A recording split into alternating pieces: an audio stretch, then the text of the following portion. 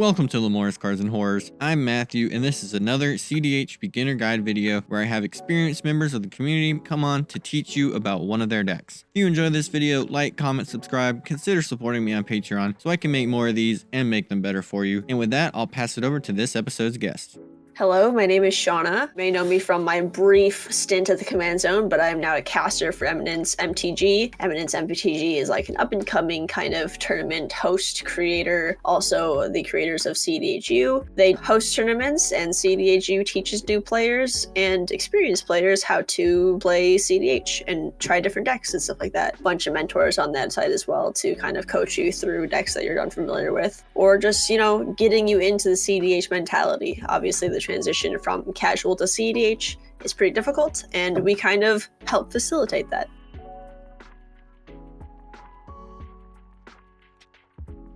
cEDH Niv uses a Niv-Mizzet Payroon, which is a card that many casual players may be familiar with, to attach a curiosity effect to him and then ping the table down by drawing cards and dealing damage. The idea of the deck is to get Niv out as soon as possible, as soon as 6 colored pips allow, and then use his massive board influence to accrue card advantage and then eventually find a curiosity effect. Basically, the win condition for this deck is keeping a good first hand. If you start out with a bad first 7 or first 6 or first 5, you're basically out of the game because 6 colored pip is very slow in cEDH meta. If you're coming from casual, you understand that having a big costing commander or a big beefy commander, you kind of have some time to build up that presence. But in cEDH, where everybody's trying to present wins turn 3, turn 4, maybe as soon as turn 2, you have to be as fast as them in order to stand a chance. So, keeping a hand that can find Dockside, can find Jeweled Lotus, can consistently get Niv out, we're looking around 3 or 4, is pivotal to doing anything in the game. So if any of our attempts to make a lot of colored mana very quickly are stopped, we will do nothing all game. But once we get Niv out, ideally turn 3, turn 4, we're looking to use our spells and our opponent's spells, mostly their instants or sorceries, to accrue card advantage, keep the table's creature count down and life total controlled to the point where we can draw cards and naturally draw into some way to tutor for a curiosity effect.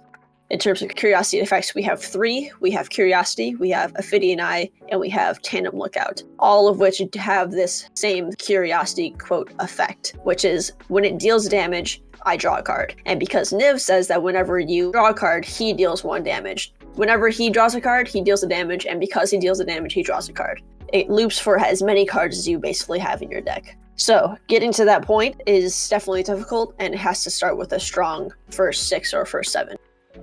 So the speed of this deck, it's kind of like playing casual in cEDH. Playing a big dragon and using 1 card win conditions, very casual. So the idea behind this is that it is definitely slower than your average deck. I'd say that getting Niv down by 3 or 4 is pretty normal, but presenting a win turn 3 or 4 is almost non-existent because we're an Izzet. We have very, very, very few ways to tutor for our win conditions. Gamble is our only hard tutor, but we can Imperial Recruiter for them. We can try our best to find them, but really we're just getting Niv out and using his abilities to draw as many cards and see as many cards and hopefully wheel or draw naturally into these effects. So we're looking at a win probably around turn 5 to 7, but Niv is such a impactful board presence that if Niv survives that first turn when you're kind of probably tapped out because you just spent 6 color pips, your win percentage goes from 25% to, I would say, about 40. Our average initial turns will most likely be either dumping a bunch of rocks because we kept a hand with a lot of rocks, or it's going to be some kind of setup for a turn 2 Dockside or Jeweled Lotus, whether that is like a turn 1 or 2 Goblin Matron to find Dockside to then cast Dockside turn 3, or a turn 1 Urza Saga to turn 3 search for that Jeweled Lotus into the battlefield to then cast Niv on turn 3, hopefully. Those first 3 turns are definitely set up, and that turn 4 is hopefully when we're casting Niv.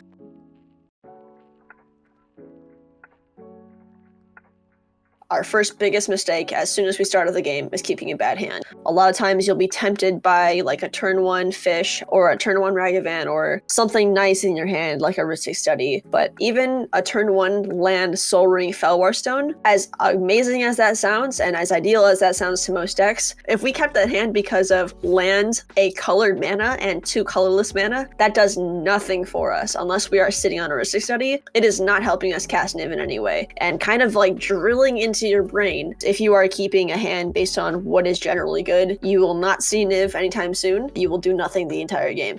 Second off, I think that it's very easy to see you're at 6 mana. Okay, my opponents are accruing value. I need to get Niv out so I can do something as well. And they tap out for 6 mana. They use their 3 Dockside Treasures and their 3 lands, and they cast Niv. And then you are tapping out, and you're going through an entire turn rotation. If Niv does not survive that first turn, you are out. There's no recovering from using your Dockside, using your Jeweled Lotus to get Niv out, getting him removed immediately, and then having nowhere to go. 8 mana is almost insurmountable on turn 4, turn 5. So getting him removed early is the biggest mistake you can possibly make in this deck, other than keeping a bad hand.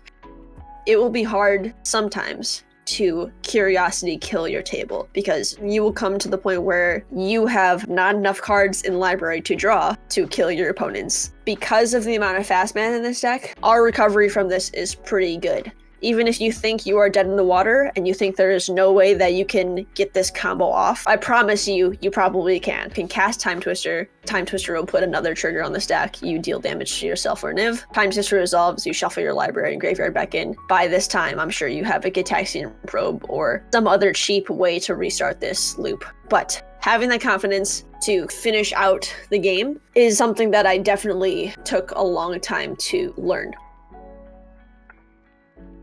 We've generally covered what we're looking for. We're looking for some way to get Dockside, some way to get Jeweled Lotus, or you better see like a lot of rocks, or a turn 1 Ristic Study, or a turn 1 Remora. Some way to quickly accrue card advantage if you're not immediately casting Niv. As you kind of get into the deck more, you start to know what to keep. Then you kind of have the flexibility to analyze your opponent's decks. And at this point, you will have a little more knowledge of what the cEDH meta is like and what your personal LGS meta is like.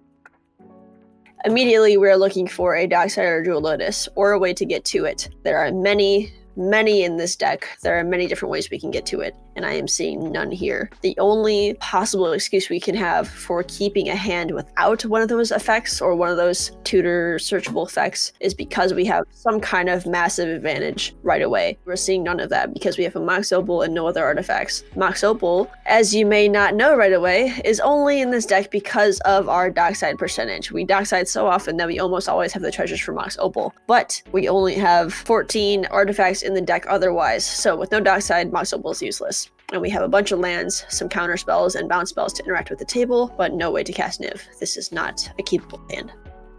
Alright, immediately we see Urza Saga. Urza Saga is amazing to have in our first turn, because playing that as land number 1, while it's kind of frowned upon because you are immediately starting the game with no colored mana, but playing Urza Saga turn 1 as our first land guarantees our Jeweled Lotus entering by turn 3. We then have our Cephalid in play. Hopefully our Ancient Tomb has found some kind of rock to cast, so we are able to cast Niv on turn 3 with Mental Misstep or Swan Song backup. We also have Spellseeker here. Spellseeker is one of our only ways to tutor for a win condition, because it tutors for Gamble, which then tutors for a Curiosity effect. So this is a keepable hand, and a lot of options here.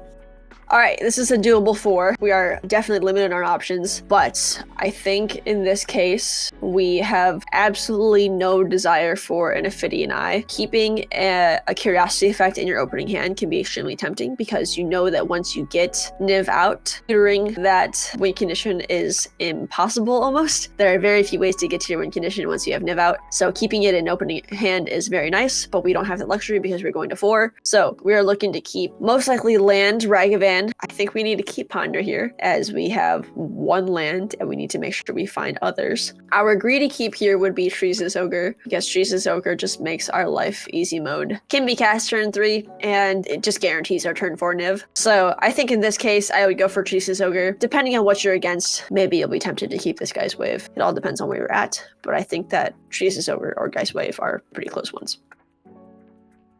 So surprisingly, this deck struggles against creature decks. Most of my losses have come from tables where I'm sitting with 2 or more creature decks. One creature deck is easy because you can kind of focus your pings that way, and you can make sure they're problem creatures, they're Wirewood Symbiotes, or they're Savalas, or they're opposition agents if you need to tutor for your win condition. You can make sure those are kind of kept under wraps. But as soon as that gets into the 2 or 3 area, you're really hard pressed to decide what to kill and win, what you even can kill. There will be so many times where a Winota will land and you have no way to deal 4 damage without the turn passing. I've died so many times to Winota because it is the creature deck out here and it is hard to kill. Killing bigger creatures, killing a Korvold, killing a cEDH, killing a Thrasios can even be hard sometimes, but it is necessary. That's why we have so many bounce spells in this deck. The majority of the time, you're just going to be bouncing them and hoping to buy yourself some time. Not only will the bounce spell draw you a card, it could bait interaction that will draw you more cards, or it can just buy you a turn cycle to untap, draw an additional card,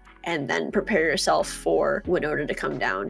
While it can draw some unnecessary anger from your table, being kind of the fun police and countering or bouncing their creatures, it kind of gives you a reputation at your table as someone who will not be swung at by a field full of Winota things. Having this many bounce spells and having this many answers, because we are sacrificing additional win conditions, kind of establishes you as someone who can deal with the table. And this is something that you can leverage too. Some of the most consistent tournament winners are people who can talk, people who can convince your table that you are a force to be reckoned with when Niv's on the field. Niv gives you a kind of leverage that is terrifying. Knowing how to talk to your opponents and not being afraid to talk to your opponents, making them realize that just because you've resolved Niv and kept him around and drawn 15 cards off of him doesn't mean that you're the enemy. For the most part, you are their friend because you can keep everyone else from winning.